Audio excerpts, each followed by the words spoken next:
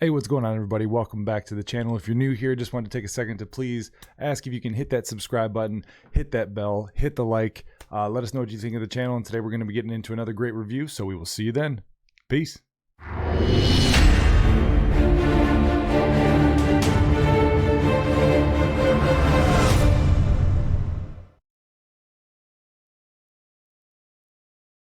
What's going on, everybody? Welcome back to another Cantina Corner review. Today, we are getting into MoonKnight again. We're going to ignore the fact that I missed on doing a video on episode 4, and we're just going to move on like nothing happened, and this is going to be episode 5. Well, then get your shit together. Get it all together and put it in a backpack. All your shit, so it's together. Yeah, we're going to do it that way. I dropped the ball. My apologies. For anyone that does keep up with that, that's my fault. But today I'm doing episode 5. So, talk a little bit about 4 and 5 kind of together. But it has been about a week since I've seen number 4. So 5 is going to be mainly the focus of today. Hopefully all of you are doing well out there in the YouTube sphere, the universe, if you will. MoonKnight has been chugging along there on Disney Plus, as I've been looking forward to this every single week on Wednesday. Getting to see this as I get off of work at 4 in the morning every day, and it's perfect timing because it's like right when it releases. So without further ado, let's get into this episode. Episode 5, MoonKnight, Disney Plus. Really, really interesting. I will say that right off the bat. This episode gave me a lot of hope for things that are more out there, I guess. Like, we've seen a lot in this, Marvel Cinematic Universe, whether it's the shows, whether it's in the movies. And I feel that this show is got something different. They all have their own differences, but this one just feels totally different. I mean, it is a mind fuck, pardon my language, but there's no way else to describe it. In this episode mentally is just crazy. Like, it's all over the place. The acting's phenomenal when it comes to portraying the way that these characters are supposed to be feeling. It's really good. Really good. Ethan Hawke's doing great. I love the Moon Knight's character. I love how deep we dived into this episode, into his psyche, like whether he's crazy, he's not crazy, like, is this actually happening, like all this stuff. And they do such a good job of making you confused. At least I was confused. I don't know about anybody out there. If you were as confused as me, whether you're like, well, maybe he is telling the truth, or maybe this isn't like actually happening. Like, I haven't read the comics, so I don't know. And some people might judge me for that, sue me. If you want to, sue me.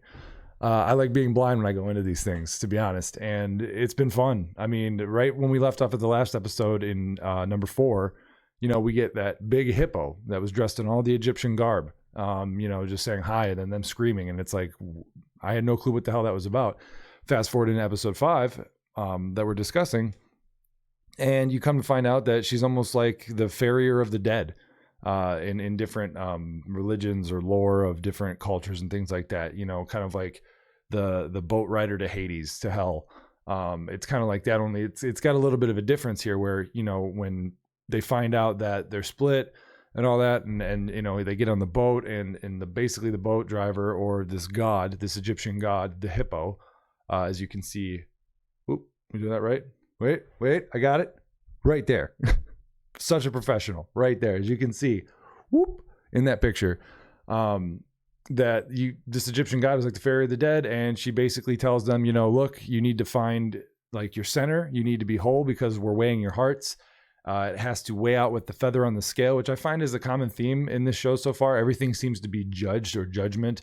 You've got Ethan Hawke's character, judging people before they commit crimes using the staff or the cane that he has. And now you've got the Fairy of the Dead. The only way to make it to, I think it was like the Fields of Reed is what they called it. Correct me if I'm wrong.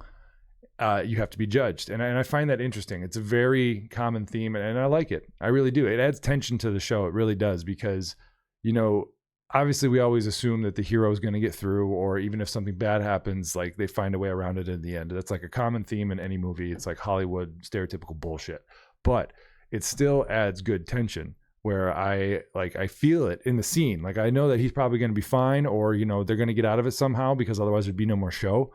But you could still feel the tension if you let yourself just suspend, reality for a minute. And they do a great job of that. I felt the action in this. I thought it was real cool going back and forth between him talking to the doctor and, going back into talking with himself. and, getting a lot of backstory into this character. We're getting the backstory of Mark and Steven, or as we should say, spoiler alert, if you're watching this, you already know I'm going to talk about it. Finding out that Mark is really the real one and Steven is just a figment of his imagination, basically some way to cope with some horrific shit that he had to deal with back when he was a kid.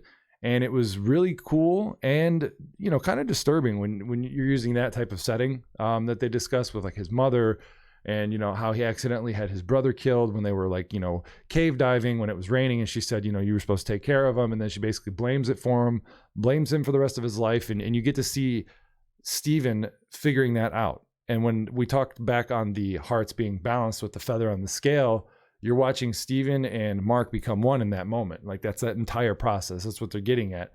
And it was really cool to see, hard to watch because it's, some dark shit, some dark stuff that they're discussing as far as, a parent losing a child and, basically putting blame on someone else because they can't deal with the fact that the child's gone, even though she's the parent. And it was really hard to watch because you feel it. And Oscar Isaac, God, I hope that is him. Yes, it is Oscar Isaac. Thank God. My bad. I'm all over the place. I would get him, Pedro Pascal, always fucking mixed up. It's horrible. I'm horrible with that. Oh, brother, this guy stinks! I don't know why they look the same or close enough. They've been in big franchises, and I interweave them. Anyways, Oscar Isaac does a fantastic job in this episode specifically. He's done a great job so far, but in this one of really delving out the emotion. I mean, the amount of emotion that he's able to give and the struggle and switching between the two voices of between him and Mark and Steven. And then you're getting like, one doesn't know what happened and one does. And he's trying to like save himself from, reliving and dealing with that memory again. And this episode 5 had such a great dynamic, with all the different variables going on and everything happening with the story. And it kept me engaged the entire time. With some of these episodes, when you watch a lot of these series, whether it's on Disney Plus or other, whatchamacallit, media outlets, like Hulu and all those things, sometimes you get episodes where you're just like, okay, I'm watching this because I know I have to get through it so I can get to the next one. Like I really am bored right now, or the rhythm's off, even if it's like something you do want to watch. I was hooked for 5 the whole way. I don't know how you feel about it. That's my opinion. I mean, that's kind of the whole episode in a nutshell from what I gathered from it. And obviously we end off at the end of the episode with the boat being turned, they're going towards somewhere else. And then we see Steven fall off the boat because, the Jarrett, I think that's what they called him, the Jarrett or the Jarati. What? Or whatever the hell it is. Laugh at me. I probably got it wrong. But they pull Steven down after there's a big fight on the boat, and they pull Steven down, and Steven turns to stone, and you see Mark going off in the boat in the distance, and then it seems that he's in the Fields of Reed, if I got that correct again. Then it kind of just ends right there. So we don't know, did he actually make it? Is he really like mentally thinking something else again? Because now that we know he copes with stuff by like creating imaginary people and places and all this shit, we'll have to find out in episode 6, and I'm really looking forward to it. I've been looking forward to these every single week, but I can tell you right now, I haven't been more excited for the next one until now. Like all of them have been about the same. This one, a whole nother level. I'm really excited to see where else they're going to go with this. It is a very unique series. I love it to death so far. Let me know what you think in the comments down below. Definitely let me know your opinion if you liked it, if you didn't like it. And then as always in this video, because I don't want to get in any more of it, that was as much as I wanted to do because it's enough you need.